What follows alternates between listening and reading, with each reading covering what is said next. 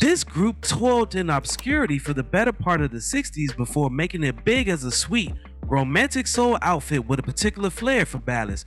During their prime hit-making years, the group is best remembered for their 1972 classic hit that had made features in endless movies and TV shows. The centerpiece of today's video is all about the main ingredient. Now before we start, let's be sure to leave a like on the video, subscribe to the channel, and push that notification bell to be sure you won't miss out on any more content. Now, without further ado, let's cue that intro.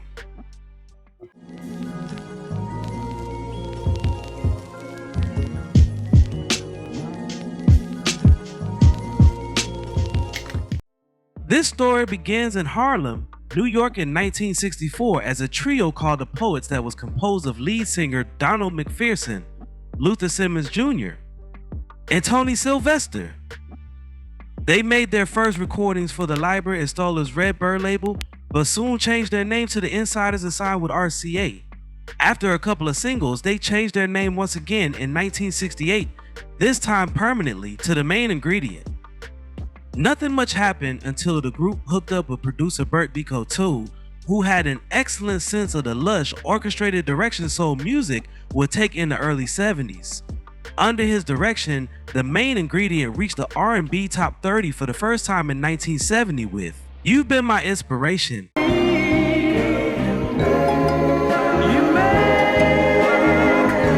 Things grew steadily from there. Cover of The Impressions, "I'm So Proud" broke the top 20.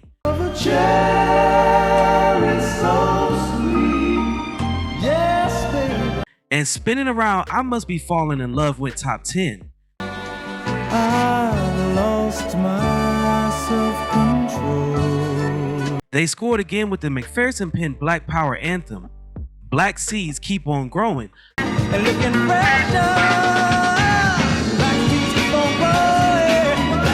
But tragedy struck in 1971. McPherson, who had suddenly taken ill with leukemia, passed away unexpectedly.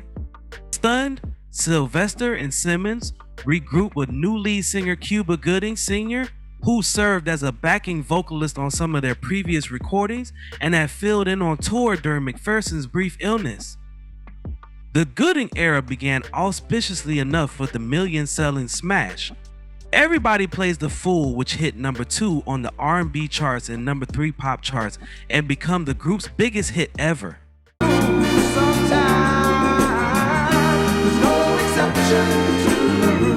The accompanying album, aptly titled "Bittersweet," became their first to hit the top 10 on the R&B charts as follow-up.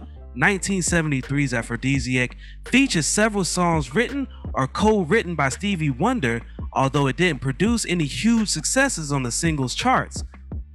They returned to the R&B top 10 in 1974 with "Just Don't Want to Be Lonely," which sold over 1 million copies and also reached the pop top 10.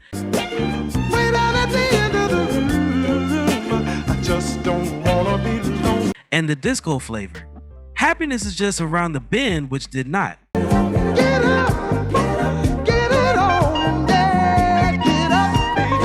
In 1975, the group recorded several songs co-written by Leon Ware, including the R&B top 10, "Rolling Down a Mountainside."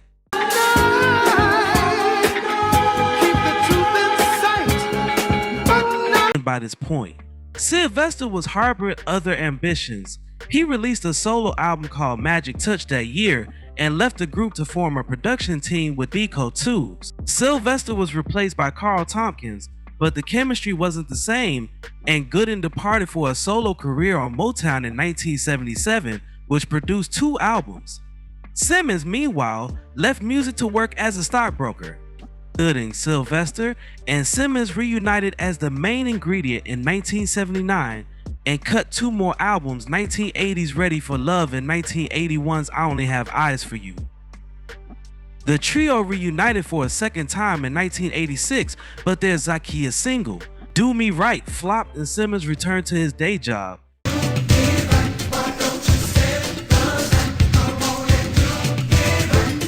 He was replaced by Jerome Jackson on the 1989 Polydor album, "I Just Wanna Love You." In the wake of Aaron Neville's top 10 revival of Everybody Plays the Fool, Gooden resumed his solo career and issued his third album in 1993. Sylvester and Simmons reformed the group in 1999 with new lead singer Carlton Blount. This lineup recorded Pure Magic in 2001. Sadly, tragic struck the group once more when in 2006 Sylvester passed away of cancer. Gooden continued to lead the group until April 20th, 2017, 1 week before his 73rd birthday. Gooden was found unalived in his vehicle at the age of 72. Good evening. I'm Pat Harvey. And I'm Rick Garcia. We begin with breaking news out of Woodland Hills. Police are investigating the death of Cuba Gooding Sr., the father of Oscar-winning actor Cuba Gooding Jr. CBS 2's Rachel Kim is live at the scene where the body of the popular R&B singer was found. Rachel? Pat and Rick, a very busy scene out here. Take a look behind me. The LAPD says at this point, this is a death investigation. Not a lot of information being given out right now about what happened, but sources tell CBS 2 that the man found dead was actor Cuba Gooding Jr.'s father, Cuba Gooding Sr. Now, the LAPD says they were called out here by fire paramedics around 1 this afternoon. Homicide detectives have been out here combing over the scene since. No word on the cause of death, but the LAPD says the coroner's office is on their way here to determine that and to confirm the victim's identity. They want to make sure to notify all family members first. Now, we talked to a woman who works across the street at a grooming salon. She describes what she saw.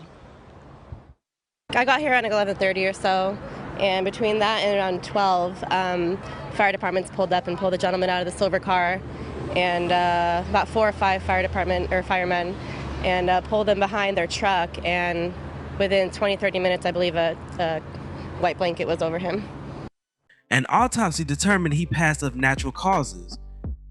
Today's the group comprised of Jerome Jackson and Stanley Austin. Now, before we go, I have a question for you all. What is your favorite song by The Main Ingredient?